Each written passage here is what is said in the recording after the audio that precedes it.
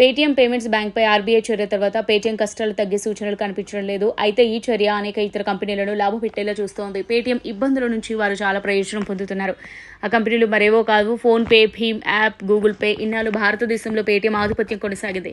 ఈ కారణంగా ఈ కంపెనీలు ఇన్నాళ్ళు సవాళ్లను ఎదుర్కొంటున్నాయి. జనవరి 31న రిజర్వ్ బ్యాంక్ ఆఫ్ ఇండియా విధించిన పరిమితుల కారణంగా పేమెంట్స్ బ్యాంక్ ఇకపై డిపాజిట్లను ఆమోదించదు. అందువల్ల ఇప్పుడు ఈ కంపెనీలు ఇదే విధానాన్ని అమలు చేయడానికి ప్రణాళికలు రెడీ చేస్తున్నాయి. App intelligence company app figures నివేదిక ప్రకారం ఫిబ్రవరి 3న ఫోన్ పేకి 2.79 లక్షల ఆండ్రాయిడ్ యాప్ డౌన్లోడ్ వచ్చినట్టు మనీ కంట్రోల్ పేర్కొంది. జనవరి 27 నాటికి 1.92 లక్షల డౌన్లోడ్తో పోలిస్తే ఇది 45% పెరిగింది.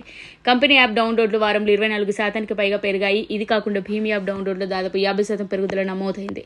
ఈ విషయంలో గూగుల్ పే ఇప్పటికీ నెమ్మదిగా ఉంది. దీని యాప్ డౌన్లోడ్లు 4.9% మాత్రమే పెరిగాయి. అయితే ఆర్బీఐ చర్య తర్వాత వచ్చిన నష్టాలను భర్తీ చేసేందుకు పేటీఎం ప్రయత్నిస్తోంది. కస్టమర్ల నమ్మకాన్ని గెలుచుకోవడానికి ఇది ఎస్ఎంఎస్ ఈమెయిల్ను పంపడం ప్రారంభించింది.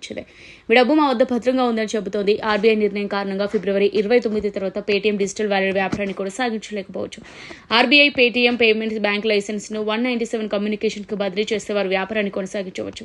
అయితే ఈ చర్య తర్వాత ప్రజల విశ్వాసాన్ని తిరిగి పొందడం కంపెనీకి పెద్ద సవాల్గా మారుతోంది.